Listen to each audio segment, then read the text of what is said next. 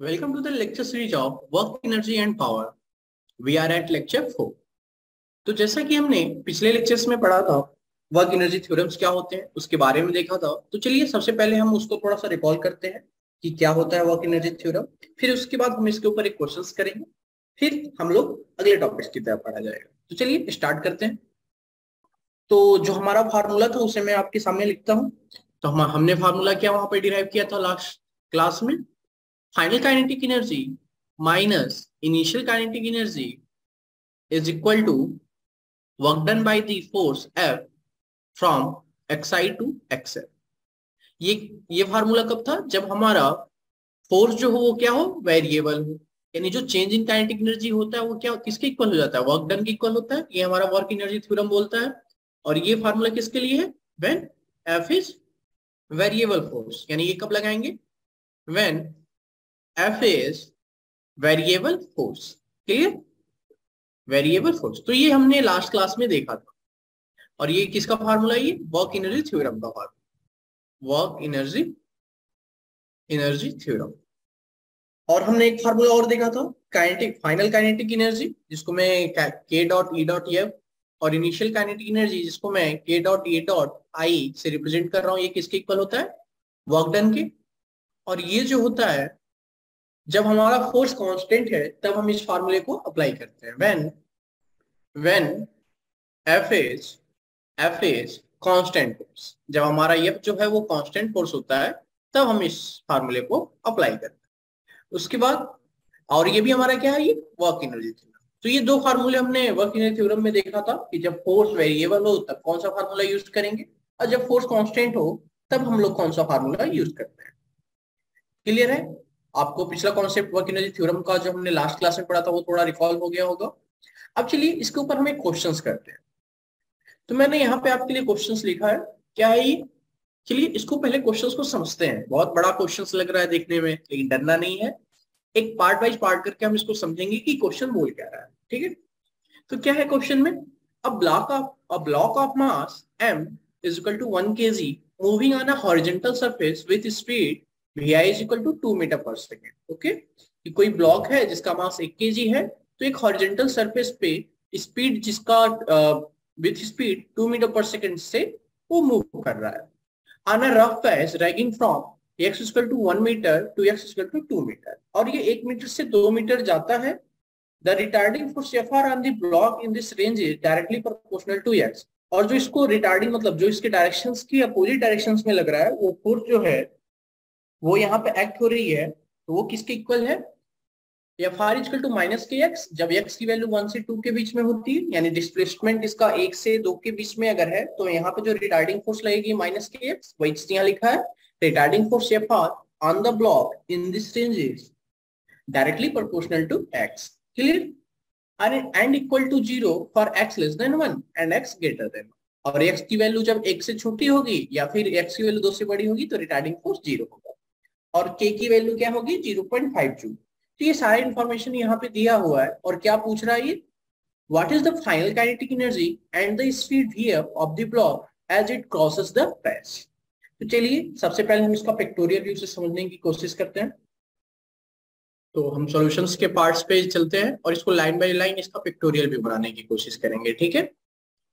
तो सबसे पहले एक सरफेस बनाएंगे। तो ये हमारा ग्राउंड हो गया, या फिर आप सरफेस भी बोल सकते हो। अब इसका लाइन पढ़ते हैं, क्या बोल रहा है ये?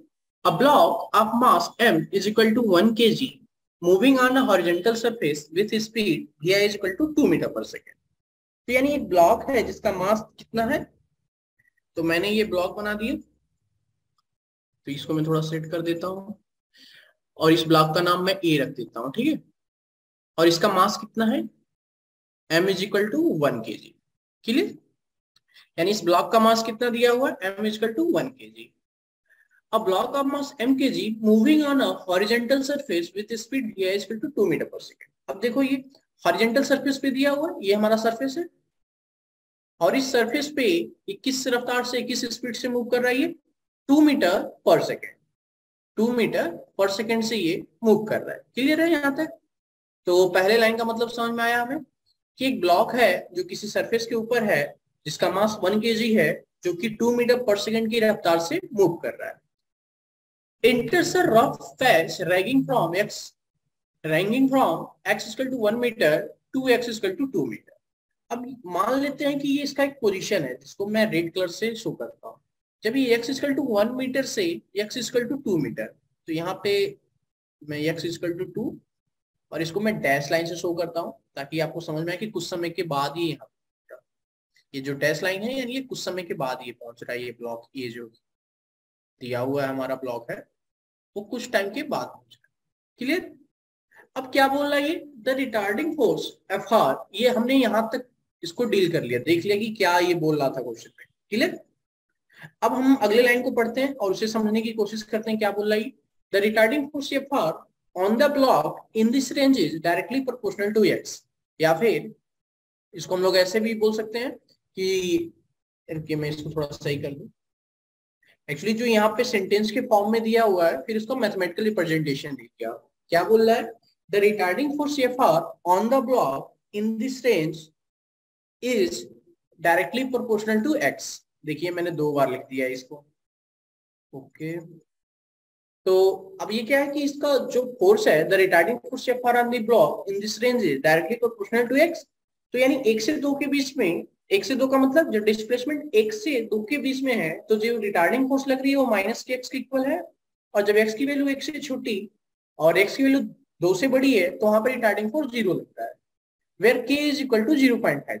अब इस चीज को समझते हैं कि क्या है ये, यानी कि जब ये आगे ऐसे मूव कर रहा होगा, कुछ इसके डायरेक्शंस के अपोजिट में एक फोर्स एक्ट कर रहा है, यानी ये फोर्स ऐसे इसके मोशंस को रोकने के लिए एक्ट कर रहा है। इसको मैं ये फार इसी को बोला जा रहा है। ठीक है, तो जब ये x इक्वल टू 1 से x इक्वल टू 2 तक जब जाता है, तो ये एफ आर एक्ट करता है, और इसके पहले ये एफ आर की वैल्यू 0 होती है और इसके बाद में 0 होती है। इसका मतलब ये एफ आर आता कैसे है, इसको थोड़ा समझते हैं। इसका जो सरफेस होगा ना, कुछ ऐसे ऐसे होगा, जो इसके डायरेक्शंस, इसके मोशंस को क्या कर रहा होगा, अपोज कर रहा होगा।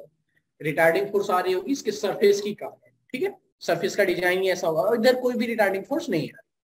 अब ये एफ आर जो है वो क्या दिया हुआ है, f r is equal to minus k x for 1 से लेकर for x is greater than 1 and less than 2 and 0 for x is less than 1 and x is greater than. जब एक्स की वैल्यू 2 से बड़ी है और एक्स से छोटी है, तो एफ आर की वैल्यू 0 होगी। क्लियर यहां तक? और यहाँ पे के की वैल्यू दिया हुआ है 0.5 एंड के एंड वेयर, मैं इसको थोड़ा सही से लिखता हूं, where k is equal to 0.5 joule. Clear है यहां तक? यानी एफ आर जो आया माइनस के एक्स और के की वैल्यू क्या है 0.5। अब देखिए यहाँ पर हमने यहाँ तक से जो भी इंफॉर्मेशन एक्सट्रैक्ट करनी थी वो कर लिया। अब लास्ट में क्या चीज निकालनी है उसे समझते हैं। तो ये पूछ रहा है what is the final kinetic energy.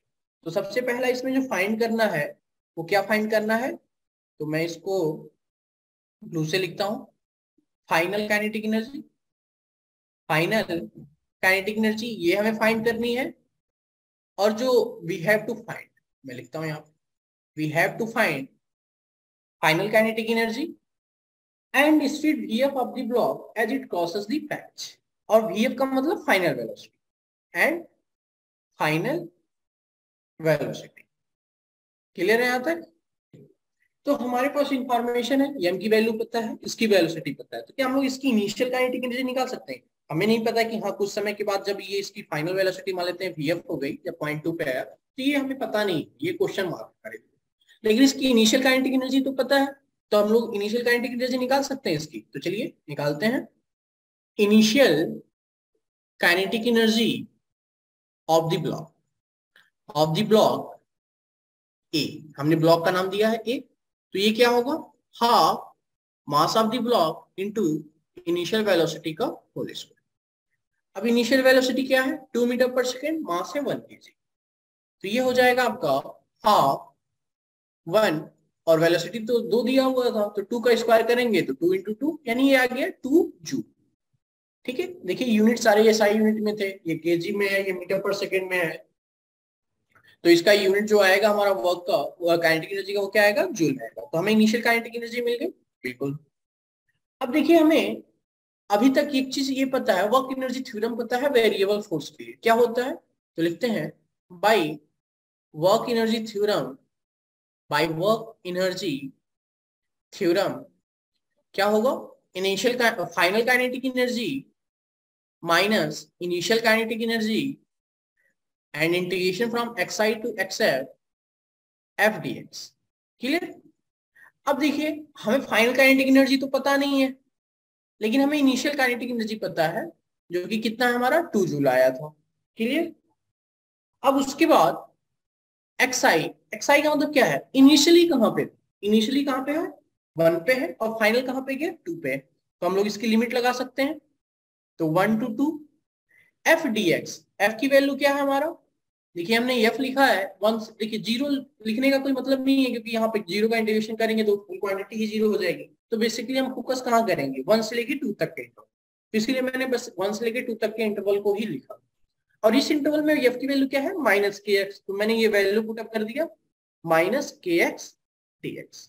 चलिए अब नेक्स्ट लिखते हैं हम लोग, यानी final kinetic energy -2 is equal to 1 to 2 integration of, अब ये क्या था -kx, और k की वैल्यू क्या थी हमारी, k की वैल्यू 0.5 जूल, तो इसको भी लिखेंगे हम लोग, तो आ जाएगा -0.5 x dx।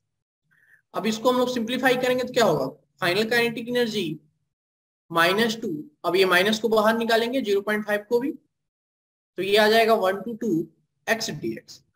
अब ये आएगा काइनेटिक एनर्जी, इसको बस हम सिंप्लीफाई करते जा रहे हैं कि क्या चीजें होंगी, ये -0.5, और इसका हमें फार्मूला पता है, क्या करते हैं पहले अपर लिमिट, पहले एक्स स्क्वायर बाई 2, और इसको 1 से 2 तक लिखेंगे, फिर kinetic energy, final kinetic energy, F का मतलब फाइनल काइनेटिक, फिर -0.5, और इसको मैं सिंप्लीफाई कर लेता हूं, ये 3/2, तो कितना आ गया हमारा -1.5/2, यानी ये आ गया हमारा 0.75। अब हम लोग क्या करते हैं, final kinetic energy is equal to 2 - 0.75। देखिए एक बार मैं आपको फिर से बताता हूँ, बेसिकली हमने क्या किया कि वैल्यू पुटअप किया के की, तो जो कि 0.5 था, तो यहाँ पे पुटअप करने के बाद फिर हमने इसका इंटीग्रेशन लगाया, जिससे हमें इसकी वैल्यू मिली -0.75। इसके बाद हमने 2 को ट्रांसफॉर्म कर दिया राइट हैंड साइड, तो हमें क्या मिला, final kinetic energy is equal to 2 - 0.75, यानी फाइनल काइनेटिक एनर्जी की वैल्यू कितनी आ गई 1.25 जूल। क्लियर है यहाँ तक। अगर हम लोग अब हम लोग इसको क्या करते हैं, यहां से हम लोग देखते हैं पहले क्वेश्चंस में क्या पूछ रहा था, क्या हमें फाइंड करनी, फाइनल काइनेटिक एनर्जी आ गया, अब हमें फाइनल वेलोसिटी भी फाइंड करनी है, तो चलिए ये भी फाइंड कर लेते हैं by formula, by kinetic energy formula लिखना चाहिए ताकि आपको भी पढ़ने में, by kinetic energy formula, kinetic energy का फार्मूला क्या होता है, kinetic energy final is equal to कितना है 1.25 जूल, और इसका फार्मूला क्या होगा, half of mass of the block into final velocity का होल स्क्वायर, ये आ गया 1.25। अब इसको हम लोग और अच्छे से लिखेंगे तो क्या होगा, मास ऑफ द वेलोसिटी कितना दिया हुआ, चलिए देखते हैं, ये तो 1 kg दिया हुआ है, तो इसको हम लोग लिख लेते हैं, तो क्या होगा ये 1 इंटू फाइनल वेलोसिटी का स्क्वायर 1.25। अब vf का स्क्वायर क्या आ गया 1.25 इंटू 2, तो ये आ जाएगा 2.50। अब देखिए vf स्क्वायर 2.50 है, तो vf की वैल्यू क्या हो जाएगी √2.5 मीटर पर सेकेंड, तो ये आपको ध्यान रखना। तो हमारे पास फाइनल काइनेटिक एनर्जी भी आ गई और फाइनल वेलोसिटी भी आ गई, तो चलिए समराइज कर देते हैं अपने आंसर को। thus final kinetic energy of block A is equal to 1.25 joule and final velocity of block A is equal to √2.5 metre per second. आप इसकी वैल्यू भी निकाल सकते हो, कैलकुलेटर का यूज कर सकते हो, या फिर बेसिक आप मैथमेटिक्स लगा के भी आप निकाल सकते हो, जैसे स्क्वायर रूट निकाला जाता है डिविजन फार्मूला से। ठीक है, तो हमने इस क्वेश्चन में क्या दिया हुआ था, हमने इस क्वेश्चन में क्या निकाला, फाइनल काइनेटिक एनर्जी और फाइनल वेलोसिटी, जो कि इस क्वेश्चन का हमारा एम था। अब हम लोग बढ़ते हैं अपने अगले टॉपिक की तरफ। तो यहाँ तक हमने वर्क एनर्जी थ्योरम को समझा, इसके कॉन्सेप्ट्स को समझा। अब हमारा अगला जो टॉपिक है वो है पोटेंशियल एनर्जी। अब देखिए काइनेटिक एनर्जी का मतलब क्या होता है कि ऐसी एनर्जी जो किसी ऑब्जेक्ट के मोशंस के कारण है, यानी कोई ऑब्जेक्ट मोशन में है, कोई वेलोसिटी है, तो उसके कारण से जो एनर्जी मिलती है उससे हम लोग बोलते हैं काइनेटिक एनर्जी। अब पोटेंशियल एनर्जी क्या होता है, अगर कोई ऑब्जेक्ट रेस्ट में है उसकी वजह से जो एनर्जी आती है उस एनर्जी को हम लोग पोटेंशियल एनर्जी। तो हम लोग हमारा जो अगला टॉपिक है वो है पोटेंशियल एनर्जी। तो चलिए इससे हम लोग स्टार्ट करते हैं। तो मैं हेडिंग देता हूं यहाँ पर पोटेंशियल एनर्जी। सबसे पहले हम इसका डेफिनेशन लिखते हैं। The energy stored the energy stored by the energy stored, या फिर मैं इसको थोड़ा और अच्छे से लिखता हूँ, इरेज कर देता हूँ। this is the this is this is the stored energy, this is the stored energy by virtue of the position, by virtue of the position और configuration of a body। बहुत सिंपल सा definition है, और configuration of a body। चलिए समझते हैं इसको क्या है ये। This is the stored energy by virtue of the position or configuration of a body। मतलब कि अगर किसी ऑब्जेक्ट में उसके पोजीशन या कॉन्फ़िगरेशन की वजह से जो एनर्जी स्टोर किया हुआ होता है उसे हम लोग पोटेंशियल एनर्जी। चलिए इसको हम लोग थोड़ा समझते हैं अलग अलग केसेस में क्या होती है ये। सपोज दैट कि आपके पास एक ब्लॉक है, ठीक है, और ये t इक्वल टू 0 पे ये यहाँ पे था, ठीक। इसका मास m है और ये रेस्ट में, इसकी वेलोसिटी क्या है, मास समथिंग है, मान लेते हैं 5 kg वेलोसिटी, और ये किसमें है, रेस्ट में है। तो ये क्या होगा, इसकी काइनेटिक एनर्जी क्या होगी, रेस्ट में है तो किसी भी ऑब्जेक्ट की काइनेटिक एनर्जी क्या होगी जो रेस्ट में है, 0। अब यहाँ पर क्या है, अब कोई ऑब्जेक्ट है तो इसमें कुछ एनर्जी तो होगी। अब ये एनर्जी जो होगी वो एक्चुअली में इसमें स्टोर फॉर्म में है, यानी ये पोटेंशियल एनर्जी यहाँ पर है।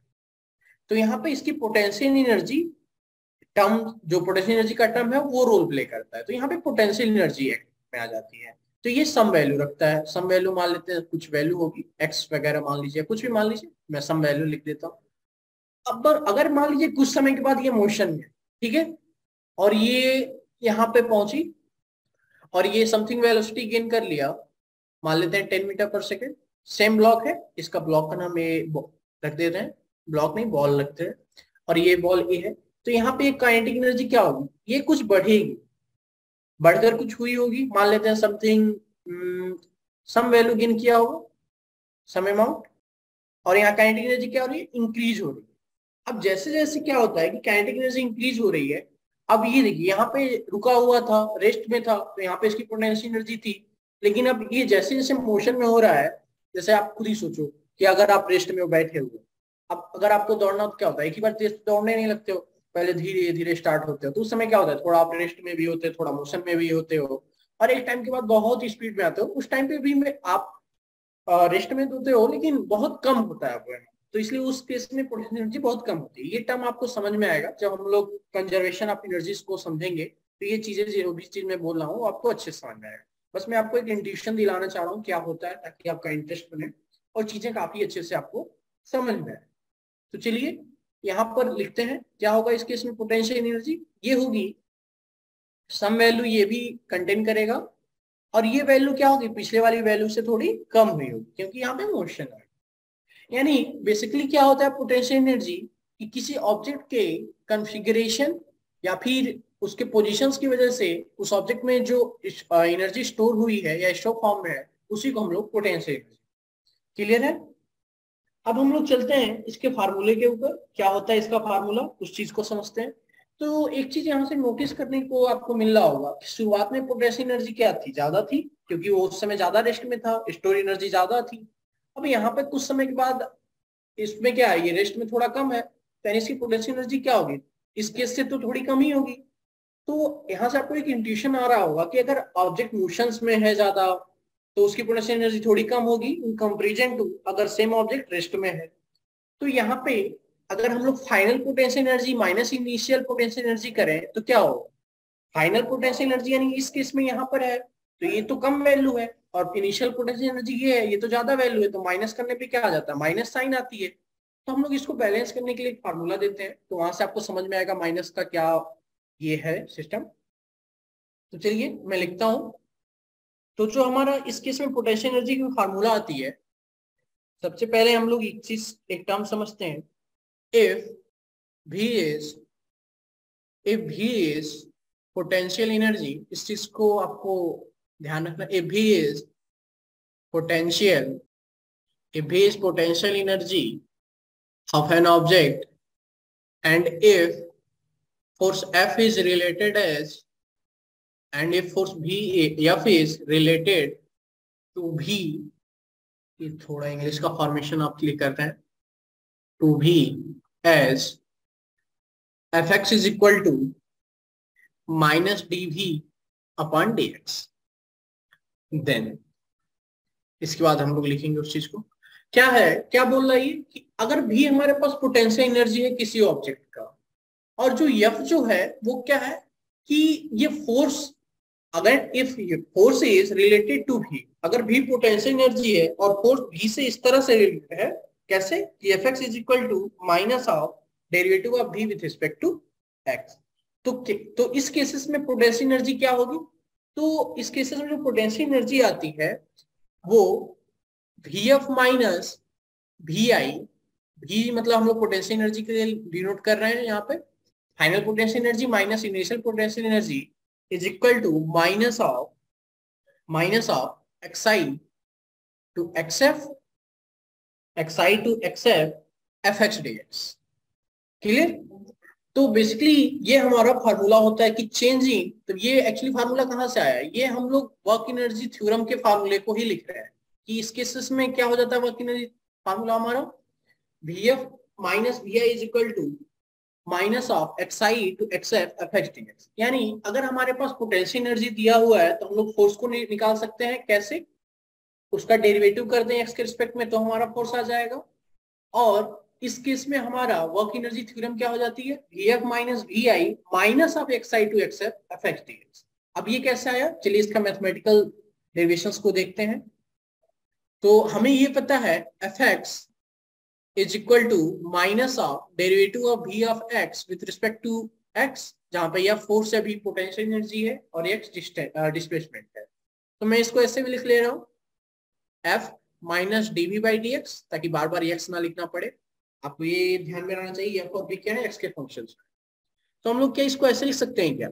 f of f into dx minus dv। अब हम लोग क्या करेंगे? इंटीग्रेट on integrating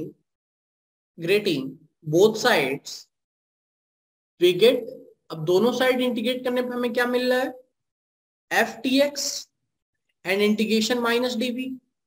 और कहां से कहां तक इंटीग्रेट करना है? xi to xf, सॉरी यहाँ पे xi, अगर यहाँ पे जो x रहता है उसके टर्म में, तो xi अगर यहाँ पे है तो इनिशियल पोटेंशियल एनर्जी क्या होगी? Vi होगी, क्योंकि v हमारा पोटेंशियल एनर्जी का सिंबल है, तो Vi हो गई। और फाइनल xf, तो ये क्या हो जाएगा? Vf। क्लियर? अब हम लोग क्या करेंगे? इसको सिंप्लीफाई करते हैं। तो xi to xf f of dx, और ये माइनस साइन बाहर आएगा तो ये क्या हो जाएगा? Vf minus Vi। तो मैं क्या कर रहा हूँ? माइनस से दोनों साइड मल्टीप्लाई कर दे रहा हूँ। तो क्या आ जाएगा हमारा? Vf minus Vi is equal to minus of xi to xf f of dx। तो ये हमारा वर्क एनर्जी थ्योरम हुआ किस केस में? पोटेंशियल एनर्जी के केस में। अब ये देखिए, ये हमारा इस केस में ये आया, काइनेटिक एनर्जी केस में क्या था? kf माइनस ki, और यहाँ पे पॉजिटिव साइन आ रहा था, और दोनों को सम कर दिया था तो जीरो हो जाएगा। तो आखिर ये चीजें है क्या और ये कैसे आ रही हैं, इसे हमें समझना होगा। तो हमें यहाँ पे दो चीजें पता है कि जो fx होगा, आपको दो चीजें ध्यान रखनी है, मैं इसको बॉक्स में घेर दे रहा हूँ। तो बेसिकली हमें दो चीजें ध्यान में रखनी है। पहला कि जो हमारा fx होगा माइनस dv बाई dx, और आप ये इस तरह से भी याद रख सकते हैं कि delta of v is equal to minus of f into delta x. अगर छोटा टर्म में बात किया जाए, ये तो बहुत ही स्मॉल, जब delta x tends to zero, और ये कुछ सर्टेन इंटरवल में बात किया जाए। ठीक है, ये आप पहला चीज याद रख सकते हो, ये आपकी दूसरा चीज हो गई, ये चेंज इन पोटेंशियल एनर्जी बता रहा है। थर्ड जो है ये आप याद रख सकते हो, v f minus v i is equal to minus of integration from x i to x f of d x. Clear? तो ये तीन आपके पास फार्मूले हैं। अब हम लोग इसमें थोड़ा आगे बढ़ेंगे और चीजों को समझेंगे कि ये है क्या। तो हमने पोटेंशियल एनर्जी के बारे में समझा। पोटेंशियल एनर्जी निकालने के लिए हम delta v is equal to minus f of delta x कर सकते हैं। तो आगे बढ़ने से पहले हम लोग ये क्वेश्चंस करते हैं, फिर उसके बाद आगे बढ़ेंगे। ठीक है, तो बेसिकली आपने 9th क्लास में देखा होगा एक फार्मूला mgs जो पोटेंशियल एनर्जी निकालते हैं। तो चलिए उसी को थोड़ा सा हम रिकॉल करते हैं, फिर आगे बढ़ते हैं। तो एग्जांपल नोट करते हैं हम। If an object is at height 10 meter from the ground then find the potential energy stored in the body या in the object। और मास क्या लेना हमें? Take mass of an object 2 kg। तो मैं यहाँ पे आपके लिए फिगर बनाता हूँ। ये हमारे पास सर्टेन हाइट हो गई, इतनी हाइट दी हुई है कि एक ऑब्जेक्ट है जो कि 10 मीटर एबव है ग्राउंड से, और ये हमारा ऑब्जेक्ट हो गया। इसका मास कितना दिया हुआ है? 2 kg। क्लियर है? अब देखिए ये मास इसका 2 kg दिया हुआ है, और हमें पता है ये ऊपर है तो इसके ऊपर ग्रेविटी एक्ट कर रही होगी, एक्सेलरेशन ड्यू टू ग्रेविटी। तो ये जी यानी इसके मास के कारण एक फोर्स एक्ट हो रहा होगा, जिसे हम लोग ग्रेविटेशनल फोर्स बोलते हैं mg। तो इस केस में अब देखिए ये रेस्ट में है। एक्चुअली समझिए कि यहाँ पे कुछ हाइट पे कोई इसको होल्ड किया हुआ है। ये मान लेते हैं ये राम भैया इसको पकड़े हुए हैं। ठीक है, अब यहाँ पे ये रेस्ट में ऐसे जस्ट होल्ड किए हुए हैं। तो यहाँ पे काइनेटिक एनर्जी क्या है? इस केस में काइनेटिक एनर्जी तो 0 है, और यहाँ पे फोर्स एक्ट हो रहा है या फिजिकल टू mg। तो यहाँ पे जो वर्क होता है वो पोटेंशियल एनर्जी यहाँ पे रोल प्ले करेगी, और ये पोटेंशियल एनर्जी कैसे आएगी? इस फोर्स के कारण। अब हमें पता है कि शुरुआत में मान लेते हैं इसकी समथिंग होगी, फिर अब इसकी जो पोटेंशियल एनर्जी है वो हमें निकालनी है। तो मान लेते हैं शुरुआत में 0 होगी, और अब कितनी पोटेंशियल एनर्जी है वो निकालते हैं। तो बेसिकली इस केस में काइनेटिक एनर्जी तो 0 है, यानी जो भी इसमें वर्क डन हुआ होगा इस ऑब्जेक्ट को यहाँ से उठाकर यहाँ तक ले जाने में, वो सारी वर्क डन इसमें किस रूप में स्टोर हुई होगी? पोटेंशियल एनर्जी के रूप में। तो इस केस में पोटेंशियल एनर्जी किसके इक्वल हो जाएगा? वर्क के इक्वल होगा। अब यहाँ पर मैं आपको समझा रहा हूँ, थोड़ा सा यहाँ पे माइनस का साइन का आपको दिखेगा डिफरेंस, बट मतलब इस केस में नहीं दिखेगा, कुछ केसेस में दिखेगा। आप ऐसे बोलोगे कि वर्क जो है वो एनर्जी के फॉर्म में स्टोर हो गई, तो बट उससे आपको कंफ्यूज नहीं होना। धीरे धीरे हम लोग क्वेश्चंस लगाएंगे तो उससे और अच्छे से क्लियर होगा। तो बेसिकली यहाँ पे हम लोग वर्क निकालते हैं। तो यहाँ पे फोर्स किधर एक्ट हो रहा है? नीचे की तरफ, और डिस्प्लेसमेंट किधर की तरफ हो रहा है? ऊपर की तरफ। तो यहाँ पे डायरेक्शन क्या हो गया? नेगेटिव। और हमें क्या पता है कि चेंज इन काइनेटिक एनर्जी, देखिए हमने अभी फार्मूला लिखा Vf minus Vi is equal to minus of this. अगर इसे हम लोग लिखा जाए तो Vf minus Vi is equal to minus of work done लिख सकते हैं क्या? चलिए आपको मैं शुरुआत से ही बता देता हूँ पूरा। माइनस ऑफ वर्क डन, क्योंकि यहाँ फोर्स क्या है? कांस्टेंट है। हाँ, एक चीज मैं यहाँ लिख दूं, इफ फोर्स इज वेरिएबल, अगर फोर्स वेरिएबल होगा तो ये एक्ट होगा, if force is variable. Clear? और तब एक और फार्मूला ऐड कर देते हैं, Vf minus Vi is equal to minus of W if force is constant. अगर फोर्स हमारा क्या है? कांस्टेंट है। क्लियर? तो हम लोग ये फोर्थ वाला फार्मूला यूज करेंगे क्योंकि यहाँ फोर्स कांस्टेंट है। तो Vf minus Vi is equal to minus of W। तो माइनस वर्क, फोर्स किधर लग रही है? नीचे की तरफ। यहां से यहां तक ले जाने में कितना फोर्स लगा? mg into H. एच किधर है? अगर डिस्प्लेसमेंट की बात करनी है तो डायरेक्शन से आएगा। तो डायरेक्शन किधर की तरफ है? तो डायरेक्शन यहां से हम लोग नीचे से ऊपर की तरफ ले जा रहे हैं, और फोर्स इधर लग रहा है। यानी बेसिकली आप ऐसे समझो, मैं कलर यहाँ पे दूसरा यूज कर रहा हूँ। डिस्टेंस हम लोग किस डायरेक्शन में मेजर कर रहे हैं? इस डायरेक्शन में डिस्टेंस मेजर कर रहे हैं। ये डिस्टेंस का डायरेक्शन हो गया, और फोर्स किस डायरेक्शन में है? इस डायरेक्शन में। तो दोनों अपोजिट डायरेक्शन में तो क्या हो जाएगा यहाँ पे एच माइनस साइन में लिखना पड़ेगा क्योंकि हमने mg को क्या लिया है यहाँ पे, नीचे वाले को हम लोग पॉजिटिव ले रहे हैं, नीचे को हम लोग क्या ले रहे हैं पॉजिटिव, तो ऊपर वाला क्या हो जाएगा नेगेटिव होगा। तो यहाँ पे इस केस में डिस्टेंस क्या हो जाएगी नेगेटिव, यानी माइनस ऑफ 10 मीटर आएगा। अब हम लोग m की वैल्यू पुट करते हैं तो -2 इंटू जी की वैल्यू 10 लेते हैं और ये -10, तो ये कितना हो गया 100 और ये 200 जूल है। अब मान लेते हैं इसकी इनिशियल पोटेंशियल एनर्जी क्या है 0 है, तो फाइनल पोटेंशियल एनर्जी क्या हो जाएगी 200 if Vi is equal to 0। अगर इसकी इनिशियल पोटेंशियल एनर्जी 0 है तो समझ में आया आपको। तो हमें बेसिक कॉन्सेप्ट्स पे रहना है, क्या चीजें हैं उस चीज को समझना है, फिर हमें आगे बढ़ना है उस क्वेश्चंस को लगाने के लिए, ठीक है। अब एक छोटा सा और टॉपिक है जिसे हम लोग आज डील करेंगे, वो है कंजर्वेशन ऑफ मैकेनिकल एनर्जी। बहुत ही इंटरेस्टिंग मजेदार टॉपिक है, आपको बहुत मजा आएगा। तो मैं यहाँ हेडिंग लिखता हूँ conservation of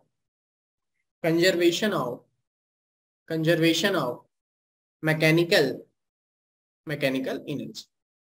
conservation of energy भी आपने सुना होगा, क्या होता है ये, या conservation of mass can neither be created nor be destroyed, ऐसा आपने सुना होगा। एनर्जी को भी क्रिएट नहीं किया जा सकता, डिस्ट्रॉय नहीं किया जा सकता, जितनी एनर्जी है उतनी एनर्जी बनी रहेगी, ऐसा आपने कभी सुना है क्या?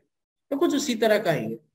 तो यहाँ पे जो हम लोग डील करेंगे, the total mechanical energy of a system is conserved if the force doing work on it are conservative. यहाँ पे दो टर्म आ रहा है, कंजर्वेटिव फोर्स और नॉन कंजर्वेटिव। कंजर्वेटिव फोर्स मतलब जो पाथ पे डिपेंड ना करे, और नॉन कंजर्वेटिव फोर्स मतलब जो कि पाथ पे डिपेंड करे। क्लियर है? तो सबसे पहले मैं आपको कंजर्वेटिव फोर्स के बारे में बता देता हूँ। कंजर्वेटिव फोर्स का मतलब जो पाथ पे डिपेंड नहीं करता है, और नॉन कंजर्वेटिव फोर्स मतलब जो पाथ पे डिपेंड करता हो, ठीक है। अब हम लोग चलते हैं कंजर्वेशन ऑफ मैकेनिकल एनर्जी में। तो कंजर्वेशन ऑफ मैकेनिकल एनर्जी में बेसिकली हम लोग क्या पढ़ते, इसको मैं लिखता हूं आपके लिए ताकि चीजें समझ में आए। The total mechanical energy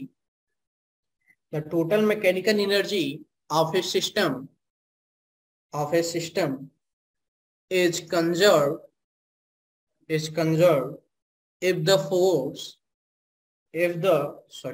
forces doing work on it are conservative। मतलब कोई भी अगर सिस्टम है उसके ऊपर कंजर्वेटिव फोर्स एक्ट कर रहा है, ध्यान रखना है कि कंजर्वेटिव फोर्स का मतलब पाथ पे डिपेंड नहीं करता है, ठीक है। और नॉन कंजर्वेटिव मतलब पाथ पे डिपेंड करता है। अभी मैं इसके बाद आपको ये कंजर्वेटिव नॉन कंजर्वेटिव का डेफिनेशन भी बताता हूँ, इसके जस्ट नीचे। पहले मैं आपको इस डेफिनेशन को बता दूं क्या होता है। The total mechanical energy of a system is conserve. कोई भी अगर हमारे पास सिस्टम है, सिस्टम मतलब जैसे कि आप यहाँ पे पिछला केस लेते हैं, ये बॉल को ऊपर से नीचे छोड़ा जा रहा है या नीचे से ऊपर, तो ये आपका एक सिस्टम हो गया। इस सिस्टम में जो टोटल मैकेनिकल एनर्जी है, तो हम लोग इस केस में दो एनर्जी के साथ डील कर रहे हैं। एक तो हमारा पोटेंशियल एनर्जी है और दूसरी हमारी काइनेटिक एनर्जी है। तो जो टोटल मैकेनिकल एनर्जी होगी सिस्टम की, वो कंजर्व होगी if the force doing work on it are conservative. अगर उस सिस्टम के ऊपर जो फोर्स लग रहा है वो कंजर्वेटिव फोर्स, तो उस केस में जो हमारी टोटल मैकेनिकल एनर्जी होगी सिस्टम की, वो क्या होगी कंजर्व होगी। बस आपको इस केस में ये ध्यान रखना है कि जो फोर्स एक्ट होना चाहिए वो क्या होना चाहिए, कंजर्वेटिव नेचर का होना चाहिए, मतलब पाथ पे डिपेंड नहीं करना चाहिए। तो मैं आपको भी बताऊंगा, पहले इसको समझते हैं।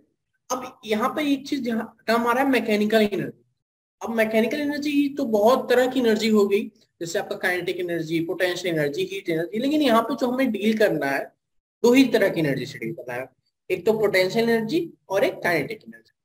तो अब आगे टॉपिक स्टार्ट करने से पहले मैं आपको कंजर्वेटिव फोर्स और नॉन कंजर्वेटिव फोर्स के बारे में थोड़ा बता देता हूँ, ताकि आपको ये टर्म्स नया नहीं लगे। तो मैं हेडिंग लिखता हूँ कंजर्वेटिव फोर्सेस। तो इसका definition, the forces which does not depend on path। मतलब ऐसे फोर्स जो पाथ पे डिपेंड नहीं करते हैं। जैसे एग्जांपल पे ग्रेविटेशनल फोर्स। तो अब कैसे पाथ पे डिपेंड नहीं करता है, तो इसे समझते हैं। तो उसके लिए मैं आपको छोटा सा एक फिगर से समझाता हूँ, काफी इजीली समझ में आएगी। बहुत इजी है ये, कुछ कठिन नहीं है, बस टर्म आपको नए लग रहे होंगे तो आपको लग रहा होगा क्या ही टर्म आ गया ये, उससे घबराना नहीं है। जैसे मान लीजिए आपके पास यहाँ पे एक बॉल है, तो एक तरीका ये आप सीधे उठाकर आप यहाँ पे उठाए और यहाँ पे रख दिए, फर्स्ट केस ये है। सेकंड आपका ये हो सकता है कि नहीं सर मैं इधर से उठाऊंगा फिर इधर इधर घुमाते घुमाते ऐसे ऐसे ऐसे ऐसे करके फिर जाके मैं यहीं पे रख। थर्ड कोई आया, फिर थोड़ा ऐसे आएंगे फिर यहाँ पे रख देंगे, सेम सेम हाइट पे है, सेम बॉल है, बड़ा हो गया बट आप सेम समय इसको सेम साइज, तीनों बॉल सेम पोजीशन पे है, इसकी सेम है बट पाथ किया गया। इन तीनों की अगर पोटेंशियल एनर्जी निकाल mgh, यहाँ पे भी यहाँ पे भी mgh, या फिर इन तीनों केसेस में क्या आएगा mg कोई भी चीज होगी। तो ये हमारा फोर्स हो गया क्योंकि ये पाथ पे डिपेंड, तो ठीक इसका होता है नॉन कंजर्वेटिव फोर्स है ये। तो लिख नॉन कंजर्वेटिव फोर्स क्या होता है, non conservative force the which on depend on, जो पाथ पे डिपेंड, ऐसे कौन से फोर्स हैं, जैसे फोर्स हो गया, क्या हो गया फ्रिक्शनल फोर्स। ठीक है, अब इसको एग्जांपल समझते हैं कैसे फ्रिक्शनल फोर्स का पाथ पे डिपेंड करता है। जैसे कि ये हमारा सरफेस और ये ब्लॉक है, आपका एक सिंपल सा केस है कि हाँ सर यहाँ पर और यहाँ पे रख दिया, तो ये हो गया। सेकेंड केस क्या है, ये हमारा और आपने ये ब्लॉक लिया, इसको पहले आप यहाँ पे गए, फिर आप फिर एक चक्कर काट यहाँ तक, पाथ का लाइन शो कर रहा हूँ, आप समझिएगा इसको कि आप आगे गए फिर पीछे गए, नहीं होते बहुत बदमाशी करते हैं, तो ये यहाँ पे आ गया। तो ये इतना, तो इस केसेस में क्या है, यहाँ से यहाँ तक सेम, दोनों सेम, इस केस में फ्रिक्शनल फोर्स कम, इस केस में फ्रिक्शनल फोर्स, क्योंकि यहाँ से यहाँ तक गया फिर यहाँ तक, तो इस प्रोसेस में जितना भी फ्रिक्शनल फोर्स उन सबको ऐड करके बोलेंगे फ्रिक्शनल फोर्स इस एक्ट होता है। तो ये आएगा फ्रिक्शनल फोर्स पाथ डिपेंडेंट। तो केस फर्स्ट हो गया ये, और ये हमारा केस सेकेंड, क्लियर। तो ये कंजर्वेटिव फोर्स और नॉन कंजर्वेटिव है। यहाँ पे मैं लिख दे, ये फर्स्ट हो गया, ये केस सेकेंड, ये केस थर्ड, क्लियर। देखिए यहाँ पे बोल रहा है the total energy of a system is if the force doing work on A conservative, अगर उसको फोर्स एक्ट कर रहा है वो क्या हो, कंजर्वेटिव हो, यानी हम मान के चल फोर्स एक्ट हो रहा है वो कंजर्वेटिव है। तो चलिए इसको समझते हैं, टोटल एनर्जी कंजर्वेटिव। तो एक मैं छोटा सा फिगर आपको, ताकि चीजें हमें सर्टेन हाइट, ठीक है, ये मान लेते हैं ये छू गया या समथिंग मान सकते हैं आप। तो ऑब्जेक्ट को यहां से ऊपर फेंका, अब हर एक पोजीशन पे ध्यान से, तो हम यहाँ पे आते हैं, यहाँ पे एनर्जी क्या होगी, मैक्सिमम होगी, सॉरी यहाँ पे मैं जीरो लिख दिया क्योंकि यहाँ पे वेलोसिटी सबसे, यानी यहाँ काइनेटिक मैक्सिमम होगी। ऐसी एनर्जी क्या होगी, क्योंकि हम लोग नीचे से फेंक रहे हैं, तो नहीं किए, मतलब रुका हुआ नहीं है, तो यहाँ पे पोटेंशियल होगी मैक्सिमम, सॉरी पोटेंशियल एनर्जी क्या, और यहाँ पे जो टोटल जो होगी वो इन दोनों का सम हो, काइनेटिक एनर्जी पोटेंशियल, क्लियर। हम लोग आते हैं थोड़ा सा जस्ट, हम लोग यहाँ पे आए, अब इसकी वेलोसिटी मान लेते हैं ये, अब यहाँ पे इसकी वेलोसिटी हो गई, इसके काइनेटिक एनर्जी जो होगी वो हुई होगी, तो इसे हम लोग मान लेते हैं हो गया, ठीक है।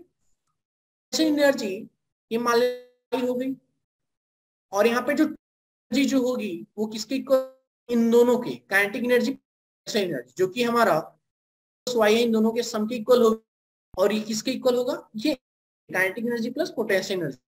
तो मैं इसको काइनेटिक एनर्जी प्लस पोटेंशियल, थोड़ा और ऊपर चल, तो ये अब हम लोग यहाँ पे एकदम, इसके बाद ये गिरना, तो यहाँ मान लेते हैं ये V3 जीरो हो गया, ये m है। तो इस केस में जो काइनेटिक एनर्जी होगा वो क्या हो गई, अब एनर्जी क्या हो गई, मैक्सिमम हो गई, मैक्सिमम पोटेंशियल हो गई, और इस केस में क्या होगा, इन दोनों का सम प्लस पोटेंशियल एनर्जी जो कि जीरो, और ये इसके इक्वल होगा kinetic energy plus potential.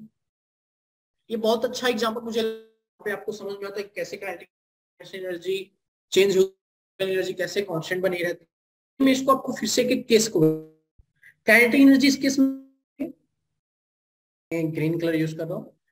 Energy देखिए काइनेटिक शुरुआत में जब बॉटम सरफेस पे थी तो ये क्या थी ठीक, थोड़ा गई तो समथिंग एक्स हुआ, और जब सबसे ऊपर गई तो ये यानी इस केस में क्या है एनर्जी डिक्रीज हो रही है। क्लियरली पोटेंशियल एनर्जी को देखा तो शुरुआत में तो ये जीरो थी, फिर ये वाई हुई और उसके बाद हुई, यानी पोटेंशियल एनर्जी है, यानी एक तरफ काइनेटिक एनर्जी डिक्रीज हो रही है और दूसरी तरफ इंक्रीज हो रही है, और इसका जो सम है हर एक के आ रहा है काइनेटिक एनर्जी प्लस पोटेंशियल। पर मैंने इसलिए ये लिखा काइनेटिक एनर्जी ताकि शुरुआत जो इनिशियल में जो मिला था वो कंपेयर कर सकें, इसलिए ठीक है। तो हर क्या है टोटल एनर्जी सेम ही मिल, यानी एक इंक्रीज दूसरा डिक्रीज हो रहा है, दूसरा पहला जो था वो इंक्रीज हो रहा है, इससे कि उसका जो सम है वो रह रहा है, यानी टोटल एनर्जी क्या है सेम रह रही है। तो इस तरह ये मिलेगा कि इसकी जो एनर्जी टोटल मैकेनिकल एनर्जी जो है यहाँ पे किसी दो एनर्जी कर रहे हैं, काइनेटिक एनर्जी पोटेंशियल एनर्जी, ये मान के चल अनदर एनर्जी लॉस नहीं। जैसे आप बोलोगे सर साउंड एनर्जी हो सकती है, कुछ हीट एनर्जी भी आ सकती है, हम लोग इग्नोर करके देख रहे हैं। तो यहाँ पे काइनेटिक एनर्जी के केस में क्या हो रहा है, एनर्जी डिक्रीजेस और पोटेंशियल एनर्जी इंक्रीज कर रही है, इंक्रीजेस एनर्जी क्या है टोटल एनर्जी कांस्टेंट। इसी को हम लोग बोलते हैं कि मैकेनिकल एनर्जी वो कंजर्व है अगर एक्सटर्नल जो अप्लाई हो रही है वो फोर्स है तो रिमेन्स कांस्टेंट। क्लियर, यहां तक कोई डाउट? फिर से बता दो क्या कंजर्वेटिव एनर्जी का मतलब कि जो टोटल एनर्जी किसी सिस्टम की होनी चाहिए कंजर्व होती है, अगर उसके फोर्स अप्लाई हो रहा है वो कंजर्वेटिव का है। क्लियर, चलिए देखते हैं आज के सेशन क्या पढ़ा उसको रिकॉल करते हैं। सबसे पहले हमने एक एग्जांपल था, सबसे पहले हमने वर्क को रिकॉल किया कि क्या होता है वर्क में अलग अलग केसेस में कि जब फोर्स हो जब फोर्स कांस्टेंट हो तो। उसके बाद हमने इसके ऊपर किया जहाँ पे हमने इसके प्रैक्टिकल इम्प्लीमेंटेशन को समझा। फिर उसके बाद हम लोग पोटेंशियल के कॉन्सेप्ट को समझे कि पोटेंशियल एनर्जी, तो पोटेंशियल एनर्जी ये एक स्टोर जैसे एनर्जी क्या होती है, एक स्टोर्ड होती है जो कि उसके पोजीशन की वजह से आती है। और हमने इसके ऊपर एक किया और इसके एग्जांपल से पहले हम कुछ फार्मूले डिराइव किए कि हाँ होती है minus f delta f x जो होती है माइनस डी बी डी और derivative of with respect to x के इक्वल होती है, और change in potential energy of f x i to x सब के इक्वल होती है, फोर्स वेरिएबल अगर है तो minus change in potential minus of work done के इक्वल। हमें याद रखना ये माइनस साइन बहुत, तो मैं इसको से स्टार मार्क कर दे रहा हूँ तो समझ में आए कि आप विशेष विशेष विशेष ध्यान। क्लियर, फिर उसके बाद हमने इसके ऊपर देखा था, फिर हमने कंजर्वेशन ऑफ मैकेनिक्स को समझा। उसके इसमें एक टर्म इन्वॉल्व हुआ था फोर्स और non conservative force. Conservative force होता है वो पाथ पे करता है और नॉन कंजर्वेटिव फोर्स डिपेंड नहीं करता है। उल्टा मैंने बोल दिया, कंजर्वेटिव फोर्स पाथ पे डिपेंड नहीं करता है और नॉन कंजर्वेटिव फोर्स पाथ पे डिपेंड करता है। एग्जांपल देखें, कंजर्वेटिव फोर्स ग्रेविटेशनल फोर्स और नॉन फोर्स के एग्जांपल जो है वो फ्रिक्शनल। उसके बाद हमने काइनेटिक एनर्जी टोटल एनर्जी होती है, कैसे टोटल एनर्जी है, पोटेंशियल एनर्जी कैसे है, काइनेटिक एनर्जी कैसे वेरी होती है, वेरिएशन की वजह से कांस्टेंट रह रहा है, उसको अब एक पिक्टोरियल व्यू लेके समझा। अब हम लोग नेक्स्ट क्लास में जो कंजर्वेशन ऑफ मैकेनिक्स इसका एक मैथमेटिकल प्रूफ देखेंगे, तो अगले टॉपिक पे चलेंगे।